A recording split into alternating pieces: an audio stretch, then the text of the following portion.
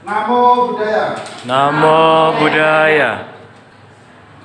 Pembelajaran pada hari ini kita sebelumnya kita doa dulu dengan nama Sekara Gata ya, sebelum belajar agama. Oke, mungkin benar ya. Persilahkan untuk merenungkan atau merefleksikan, mengamati kehidupan diri sendiri. Apakah sudah memilih agama dengan tepat? Ya, mari kita lihat tayangan berikut ini ya. Boleh memilih salah satu, bagaimana caranya. Bapak lihatkan dulu sebentar. Nah, ini. Oke, silahkan perhatikan tayangan video singkat ini ya. Ini bagaimana cara memilih agama dan merenungkan dan sikap-sikap yang berbeda-beda ya.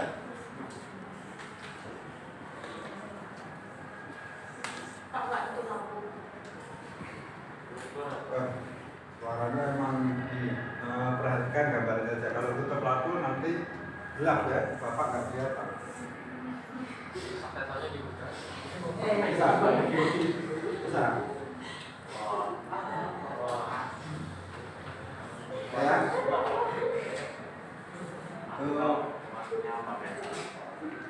Perhatikan ya, itu masjid ya. Gereja, Pak. Tadi saya mana yang masjid? Lewat ya. Nah, ini tentang apa? Tawuran. Itu bukan tawuran biasa antar pelajar. Itu tentang perbedaan agama ini ya.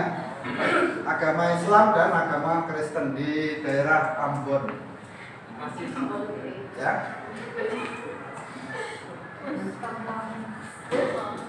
Karena tidak ada toleransi beragama, maka menganggap agamanya sendiri yang paling benar. Makanya mempertahankan adanya perang antar agama ya di daerah Sulawesi. Nah, ini tradisi apa nih? Hindu ya? Hindu. Ini Tradisi Irgi. ini Muslim. Ini Kristen, Katolik. Katolik. Halo ini? Konghucu. Kok beda? Kristen. Ini masih Konghucu ya? Ini Konghucu gak sih? Nah, ini yang Konghucu. Oke, sampai di sini cukup ya. Nah, kita Itu direkam dong sama Pras, tengah ya.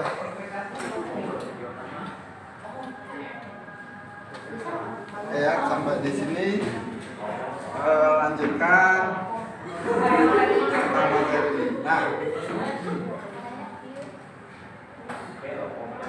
ini bagian alirnya ya, biar cepat. Bagian alir ini dibagi berapa? 4 ya. Nah, cara memilih agama. Yang kedua, kriteria agama. Terus yang ketiga, keunikan agama Buddha. Yang keempat, sebagai fondasi hidup agama. Nah, ini dijelaskan secara singkat saja. Jadi Pak, nanti kita pilih agama lagi. Cara memilih agama ini menurut agama Buddha ya. Nah, bagaimana memilih agama? Nah, Sang Buddha menjelaskan kepada pemuda suku Kalama zaman dulu ya. Ini Bapak cuplikan aja. Ini ceritanya panjang sebetulnya, perdebatan agama zaman dulu waktu Sang Buddha ya. Nah, ini Sang Buddha hanya mengatakan untuk tidak menerima sesuatu apabila didasarkan pada sudah menjadi tradisi misalnya ya. Karena menjadi tradisi dia ikutin. Yang kedua, sudah lama ada. Nah, terus yang ketiga, sudah sering didengar. Nah, kenapa? Semuanya pasti berdasarkan ini ya. Baik agama yang lain ya, ini ajaran dari Sang Buddha berbeda, makanya menganjurkan untuk berpikir sendiri dulu ya, merenungkan dan sebagainya.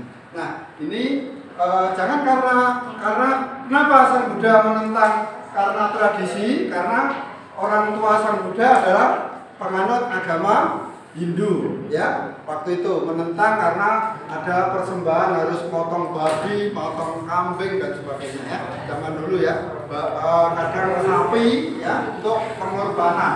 Nah itu untuk kenapa? Untuk dipersembahkan oleh para dewanya, ya, yang menganggap menguasai dunia ini. Nah itulah Sang Buddha merenungkan tidak mudah untuk menerima tradisi dan sudah lama dan sudah didengar, misalnya, ya, didengar, oh ini kata nenek kalau enggak kamu kualat loh dan sebagainya. Nah itu kata-kata yang ditentang oleh Sang Buddha, ya. Terus kriterianya yang kedua, kriteria agama yang di Indonesia yaitu syarat mendirikan agama Buddha, agama, ya, itu harus ada kriteria sebagai berikut, yaitu mengajarkan keyakinan kepada Tuhan yang Maha Esa, ya. Yang kedua, mempunyai pendiri atau nabi. Kalau kita nabinya siapa? Kalau agama Buddha yaitu Sang Buddha sendiri, ya. Nah, terus atau guru agama kita, ya. Yang ketiga, mempunyai kitab suci, ya. Terus yang keempat, mempunyai umat.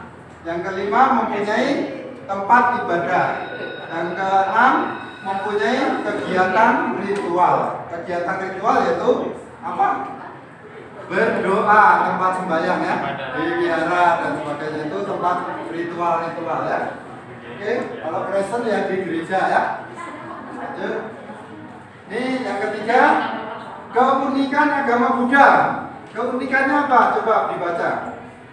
Ajaran Buddha tidak membedakan kelas. Bedakan kelas. Terus Agama Buddha adalah agama damai dengan ajaran welas kasih. ya, lalu Yang universal. Ya. Kedua, tidak ada paksaan dalam ajaran Buddha. Tiga, agama Buddha mengajarkan diri sendiri sebagai pelindung. ya. Empat, agama Buddha merupakan agama anti kekerasan.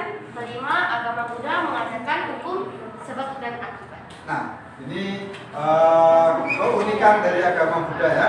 Yang utamanya apa? Agama Buddha adalah yang mengajarkan kedamaiannya dengan ajaran welas asih tadi, ya. Yang keunikan secara seluruh dunia, ya, itu cinta kasih itu, ya, dan itu yang keunikannya, ya. Terus tidak membedakan apa? Atau memaksakan juga, ya, membedakan ada nggak yang tidak membedakan suku, ras, agama? Sebagai agama Buddha mengajarkan diri sendiri sebagai pelindung. Yang melindungi diri kita itu siapa? Bukan orang lain ataupun siapapun. Diri kita sendiri. Diri kita sendiri yang melindungi, ya. Apapun kemanapun yang melindungi diri kita sendiri. Nah ini artinya itu agama Buddha mengajarkan diri sendirilah yang sebagai pelindung, ya. Agama Buddha merupakan agama anti kekerasan, yang artinya tidak boleh mengajarkan kekerasan atau memaksakan kehendak orang lain dengan cara masuk, misalnya masuk agamaku, kalau enggak saya bunuh dan sebagainya, ya. Itu tidak bisa, ya. Nah, itu kekerasan tidak bisa dan memaksakan kehendak, ya. Agama Buddha mengajarkan hukum sebab dan akibat. Ya, apa arti sebab akibat? Karena ada hukum sebab akibat, yaitu yang menghukum diri kita sendiri sebetulnya, ya. Karma, ya, yang itu, betul, ya. Dengan cara adanya karma, yang menghukum adalah karma itu kita sendiri, perbuatan kita sendiri, ya. Ini ya keterangannya, ya. Ini keunikannya, ya. Oke. Dan sebenarnya ini ada, kalau Bapak tambahin, sebenarnya tidak membedakan suku, ras, agama, ya. Ini, ya. Oke, yang ini keempat, sebagai fondasi hidup agama Buddha bukan agama dogmatis. Artinya apa dogmatis? Siapa yang tahu? Dogmatis apa artinya? Artinya tidak begitu percaya begitu saja, ya. Ini artinya percaya begitu saja itu dogmatis, ya. Harus percaya dan tidak boleh menolaknya. Nah itu Sang Buddha tidak menganjurkan, ya. Ya. Ajaran Buddha tidak boleh menjadi bentuk kepercayaan membuta, tetapi ajaran Buddha menuntut untuk dibuktikan kebenarannya. Ya. Maksudnya apa? Yaitu dengan cara, kalau bahasa palingnya ehi pasiko, dilihat, dibuktikan sendiri, ya, diselami sendiri, lalu bahwa itu kebenarannya ada di pembuktian itu sendiri, karena mengalami sendiri, ya, bukan karena katanya. Oh, katanya negara Amerika suka main tembak, tapi belum pernah membuktikan di sana, ya. Ternyata dia hanya hoax belaka dan sebagainya. Ya, itu pembuktian, kita harus datang ke sana dan membuktikan, ya. Itu namanya menyelami dan membuktikan sendiri, artinya ehipasiko, ya. Nah, bukan katanya oh sambal itu pedas tapi nggak mau pedas, nggak mau mencicipi dan sebagainya, ya. Ternyata sambal itu rasanya pedas. Pedas ini juga dalam arti kata secara umum, ya. Kalau pedasnya bapak sama orang lain pasti berbeda, ya, ukurannya, ya. Kalau satu sendok, misalnya bapak makan satu sendok sambal tidak kepedasan, tapi dia kepedasan misalnya, ya, itu berbeda-beda juga, ya. Itu relatif, maka perbedaan ini bisa dikatakan harus dibuktikan dulu, ya. Pembuktian ini juga dengan ukuran masing-masing, ya kan? Bukan ukuran bapak aja. Kalau saya satu sendok, kalian misalnya beli bakso ataupun yang lain, ya, itu dia ukurannya ada yang 2 sendok itu baru pedas, ada yang 1 sendok sudah pedas, ada yang setengah sendok, bahkan ada yang sedikit 1/4 sendok sudah kepedasan. Ya, 1/16 dan sebagainya, ya. Itu ukurannya masing-masing. Oke, ini penjelasan keempat sudah secara singkat. Lalu lanjut lagi, ini mengamati. Setelah mengamati, kalian merenungkan apa yang kalian pilih. Setelah dipilih sesuai dengan keyakinan masing-masing. Ini ada berapa tempat ibadah? 5, ya. Sebetulnya ada 6, tapi yang Katolik dianggap sama, ya, karena bentuk bangunannya biasanya tidak berbeda dengan Kristen, ya, yang Katolik, ya. Nah, yang berbeda yaitu Muslim, Konghucu, Hindu, Buddha, ini berbeda, ya. Yang sama berarti hanya 2 gereja ini, ya, Katolik dan Kristen, ya. Oke, ini model-model bentuknya juga berbeda. Lalu tujuannya kenapa ada runcing atas? Ini sebetulnya menuju ke Tuhan yang Maha Esa, satu kerucut, ya. Terus ini juga kecil juga, ya, ada kerucut. Lalu ya kayak songkok, ya, yaitu ke atas kecil panjang, ya, ini, ya. Nah, kalau yang Kristen mungkin salibnya, ya, salibnya ini, nah itu menuju ke Tuhan. Terus ini setupa juga begitu, kerucut, ya. Nah, berbentuk setupa ini. Nah, ini juga menuju ke Tuhan. Terus ini juga malah banyak, ya, tujuannya, ya, berbeda-beda, tapi tetap ada kerucutnya, ya. Nah, hal-hal demikian ini tujuan itu semuanya sama, yaitu menuju kebahagiaan baik di dunia maupun di alam berikutnya kalau di agama Buddha, ya.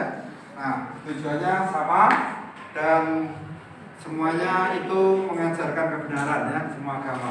Oke, lanjut.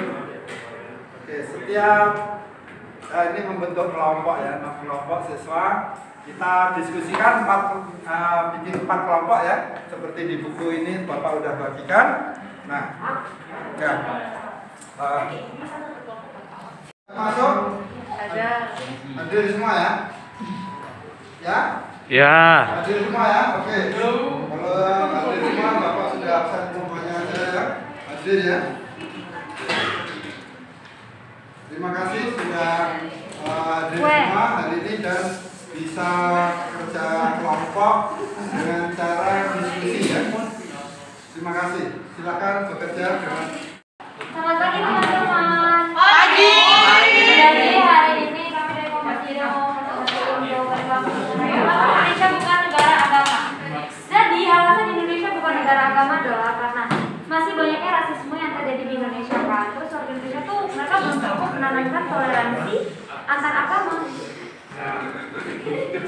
Nah, alasan kedua itu nyatanya adalah banyaknya terorisme dan pemogokan yang terjadi di tempat-tempat ibadah. Mayoritas penduduk Indonesia masih memiliki sikap fanatisme. Nah, fanatisme ini adalah ajaran yang merasa agama sendiri paling benar dan ajaran agama lain salah. Nah, sebenarnya menurut kami itu kan kayak kamu menganggap bahwa agama kalian itu benar itu sebenarnya nggak salah. Karena kalau kalian menganggap ajaran agama kalian itu salah, ya ngapain kalian harus mempercayai agama ini kan? Tapi yang salahnya itu kalian sampai melakukan diskriminasi atau sampai mengajak orang lain untuk mengikuti agama kalian itu, yang menurut kami salah. Nah, saya itu banyak juga warga Indonesia yang mereka tuh ateis. Jadi mereka tuh percaya sama ada yang Tuhan, tapi mereka itu nggak percaya sama ajarannya. Jadi mereka itu jarang doa karena mereka nggak tahu kalau mereka doa itu mereka harus pakai ada yang mana kan. Jadi ya itu sekian dari kami. Terima kasih. Oke.